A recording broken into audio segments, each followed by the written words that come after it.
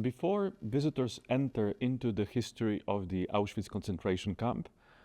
they walk through the part of the exhibition that tells about the location, the town of Oświęcim, and this is the Polish name of the town which has 800 years of history, and the people who lived in the town of Oświęcim. Before the war, there were some 13,000 inhabitants, half of them were Jewish, half of them are non-Jewish, and Oświęcim as a border town was a place of building bridges between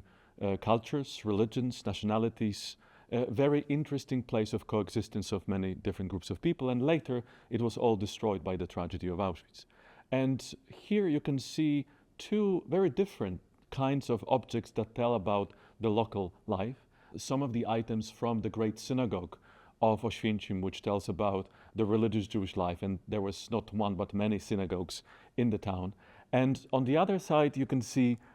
liquor bottles, because there was a Jewish factory owner, Jakob Haberfeld, who produced liquor in the town of Oświęcim. So before we start looking at Auschwitz as a concentration camp, it is really necessary to take a few steps back to look at the community that lived in the town of Oświęcim that was later destroyed. And the tragic story of the Jews of the town of Oświęcim is that in 1941, 1942, they were all expelled to nearby ghettos in Sosnowiec, in Będzin, and persecuted during the ghettoization process. But later, they basically returned to their hometown, the hometown that was the